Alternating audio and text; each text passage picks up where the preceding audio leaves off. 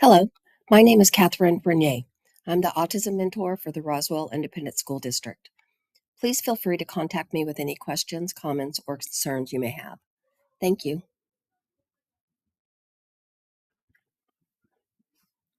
The medical term for what most people refer to as autism is autism spectrum disorder, or ASD. It can also be referred to as AU, a person with autism, or an autistic person.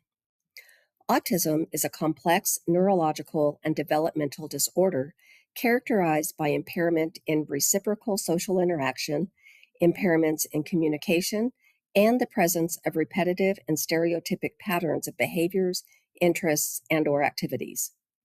This impacts how individuals communicate, interact socially, learn, and behave. It's important to remember that autism is a spectrum, meaning it presents differently in every individual. No two people with autism are exactly alike.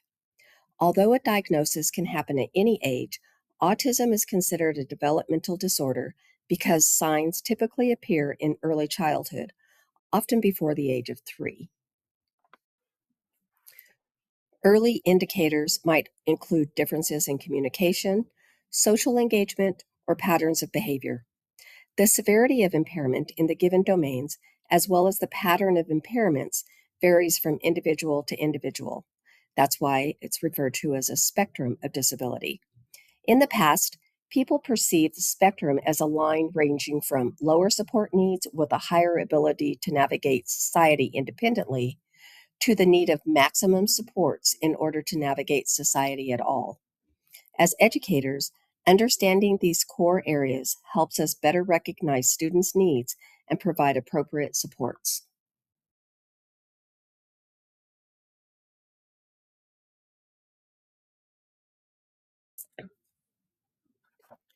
This slide breaks down the formal criteria used for a medical diagnosis of autism spectrum disorder.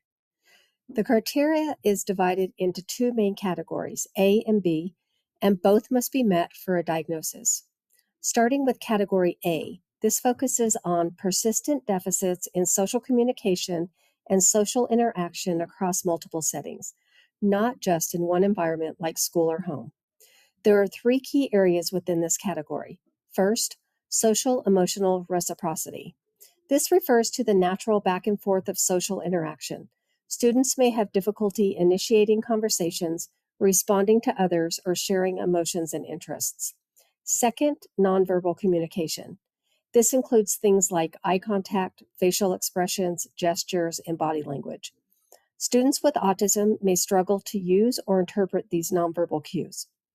Third, developing and maintaining relationships.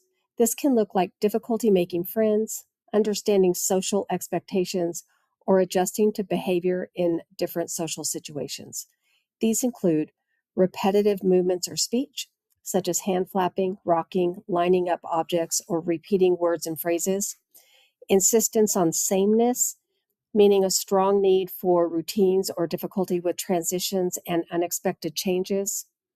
Highly restricted or fixated interests, where a student may become intensely focused on a specific topic or activity. And finally, sensory differences. This can include being overly sensitive or under responsive to sounds, lights, textures, or other sensory input. Understanding these criteria helps us recognize that behaviors we see in the classroom are often rooted in neurological differences, not willful behavior. This perspective is key to providing effective and supportive interventions.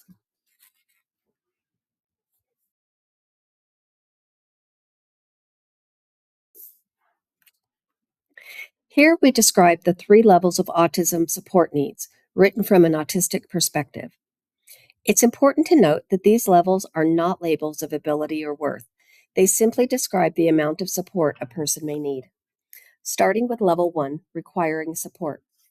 Individuals at this level may appear more independent, and their differences are sometimes overlooked. They may be seen as socially awkward rather than disabled. While they can form relationships, it often takes significant effort, and feelings of loneliness or being misunderstood are common. They may prefer routine but can manage change with support. It's important to understand that even when things look typical on the surface, there is often a great deal of internal effort happening. Social interactions can be exhausting, and meeting expectations can take a significant toll. Level 2, requiring substantial support. At this level, differences are more noticeable. Individuals may have limited social interactions and find change very difficult to manage. Repetitive behaviors may be more apparent and serve an important purpose in helping them feel safe and regulated. There may also be more significant developmental delays. It's important not to misrepresent behaviors like appearing inattentive. Many individuals are still processing and understanding what is happening around them. Consistency, structure, and support are key. Although we can see masking at any level, it is usually seen in these first two levels of autism. Masking is a term used when a person with autism monitors their own behavior, either consciously or unconsciously, to appear as a non-autistic person. This is very exhausting and can become traumatic in some people. Level 3, requiring very substantial support. Individuals at this level often need intensive, sometimes one-on-one support throughout the day. Communication may be limited, often focused on expressing needs or responding to direct questions. Change and transitions can be extremely distressing, and repetitive behaviors play a critical role in providing comfort and stability. While someone may appear unresponsive, it's important to assume understanding and continue to communicate respectfully and supportively. These levels are not fixed. A person's abilities and needs can change depending on stress, environment, and the supports in place. When these needs and abilities grow or fluctuate, we may see a change in the level of support needed as well. Ideally, a person will mature from a level 3 to a level 1. However, this is not always the case. That's why it's important to focus on the individual, not just the level. A key takeaway across all levels is this: every individual deserves respect, patience, and appropriate support.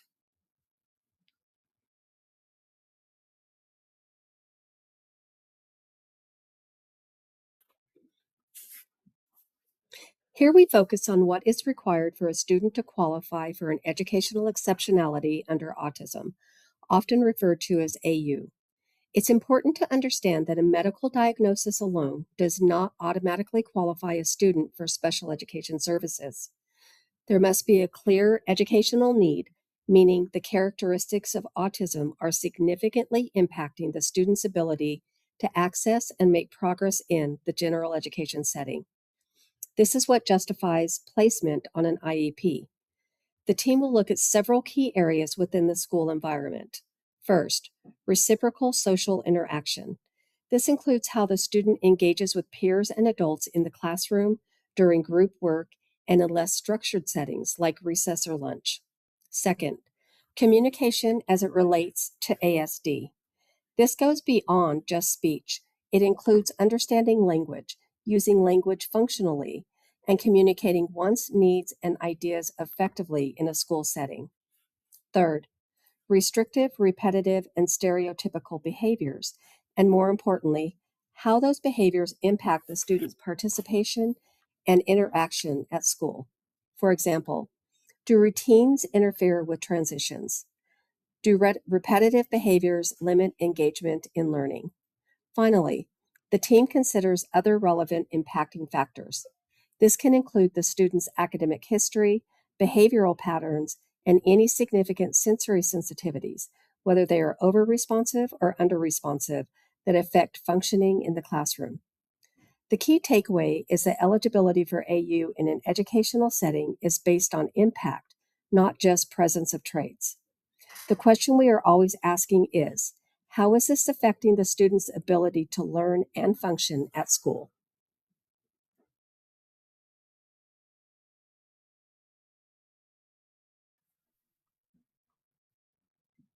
Here we're highlighting patterns of behavior and sensory differences that are commonly seen. First, you may notice repetition in behaviors or language. For example, a student might repeat words or phrases. This is called echolalia. It's important to understand that echolalia can serve a purpose, such as helping with processing language, communication, or self-regulation. You might also see students develop very strong, lasting interests in specific topics, like numbers, facts, or particular subjects. These interests can be a real strength and can often be used as a bridge for engagement and learning. In some cases, those interests may appear very focused, such as being drawn to moving objects or specific parts of items rather than the whole. Again, this reflects how the individual is interacting with and making sense of their environment. Another important area is routines. Many students may become upset with even small changes and may struggle with transitions. Predictability helps them feel safe and regulated, so unexpected changes can be genuinely challenging. The second part of this slide focuses on sensory differences. Autistic individuals may be either more sensitive or less sensitive to sensory input. This can include things like light, sound, smells, clothing, temperature, or textures, including food textures. There can also be sensitivities to things that we might not immediately think about, like static electricity, weather changes, or even barometric pressure. So, what might seem like a minor or unnoticeable sensation to us could feel overwhelming, or in some cases, not noticeable enough for them. The key takeaway here is that these behaviors and responses are not random. They are meaningful and often connected to how a person is processing sensory information and interacting with their environment.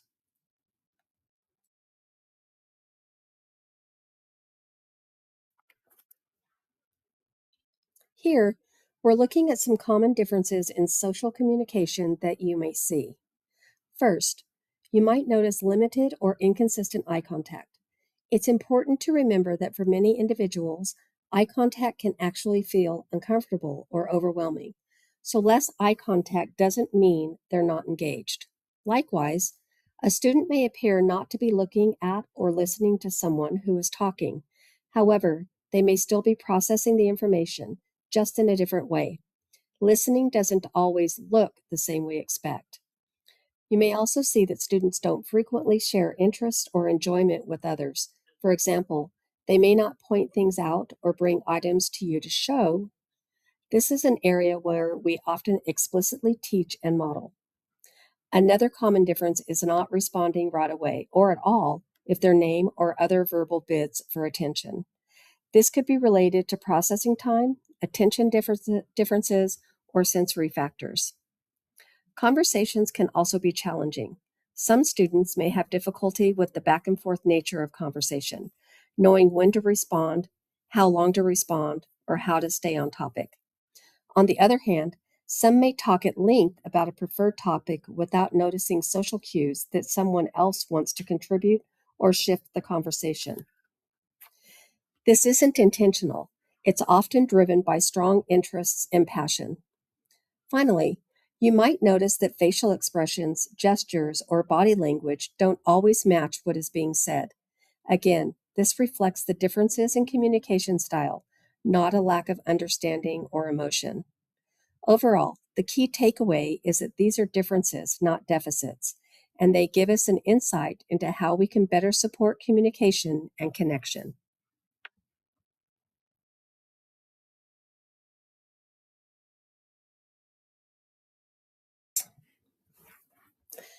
This slide highlights additional characteristics that may be present for individuals with autism. It's important to remember not every individual will experience all of these, but these are patterns we may see. First, individuals with autism may experience sleep difficulties and increased irritability.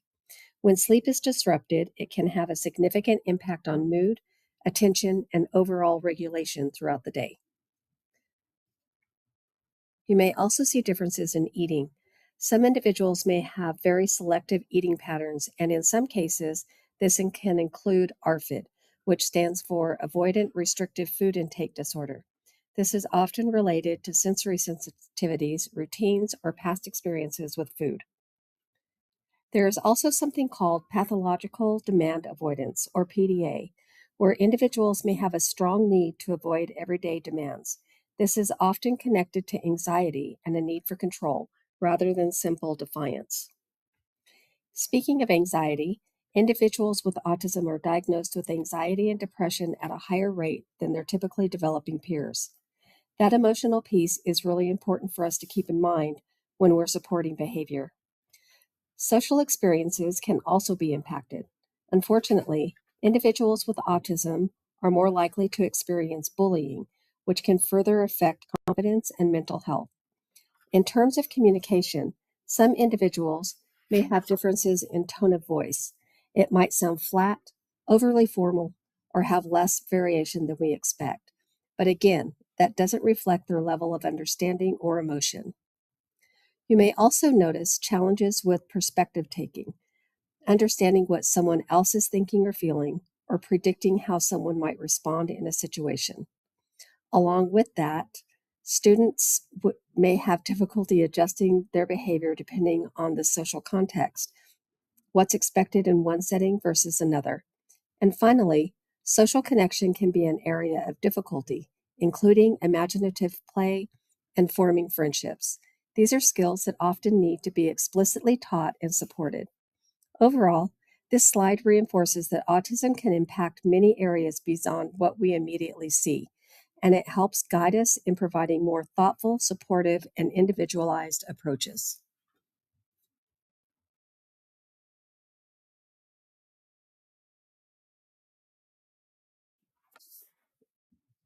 Here, we will focus on the different sensory systems and how they can impact students throughout the school day. Most of us are familiar with the five basic senses: sight, sound, smell, taste, and touch.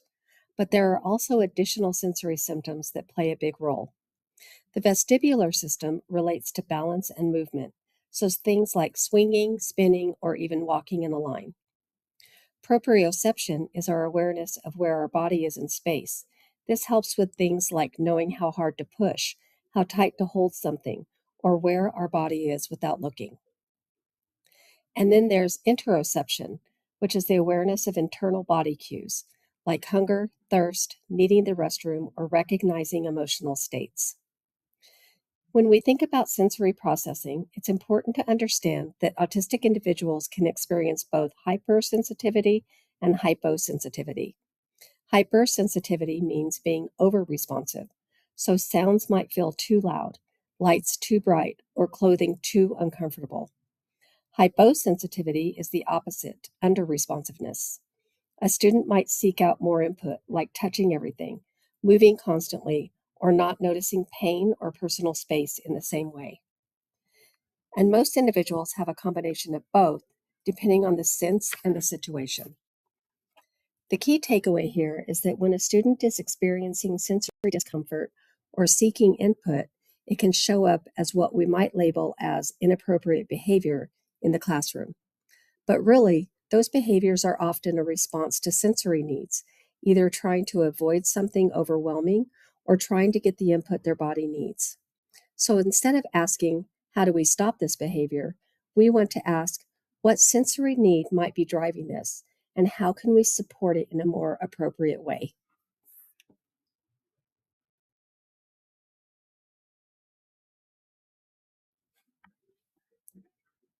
This slide is really a summary of the key areas we've already discussed. As a reminder, autism is made up of a combination of characteristics, and no two students will present in exactly the same way. We talked about language differences, including things like delay in speech, echolalia, or scripting, and challenges with functional communication, especially when it comes to expressing wants and needs. We also reviewed social differences, such as inconsistent eye contact, differences in peer interactions, and difficulty maintaining conversations. Many students may prefer to interact with familiar adults or play independently. In addition, we covered differences in routines and patterns of behavior. This includes a preference for sameness, difficulty with transitions, repetitive play, and strong or specific interests. And finally, we discussed sensory differences. How students may be either sensitive to sensory input like noise or touch, or seek it out through movement or pressure. The main takeaway from all of this is that these areas overlap and interact, and each student will have their own unique profile of strengths and needs.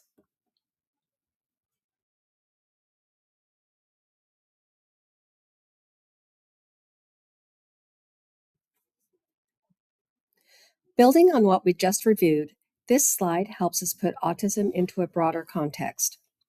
You'll see the idea of the neurodivergent umbrella. This means that autism is just one of the ways that the brain can develop and function differently. Under this umbrella, you'll notice a wide range of conditions and experiences, things like ADHD, dyslexia, anxiety, OCD, and intellectual disabilities, just to name a few. The important takeaway here is that autism does not exist in isolation. Many individuals may have overlapping characteristics or co-occurring diagnoses, and every person's profile is unique. It's also worth noting that this is a non-exhaustive list, meaning there are many more ways neurodivergence can show up beyond what's listed here. One really important connection to make, especially in the classroom, is that the supports we put in place for autistic students are often beneficial for many other students as well.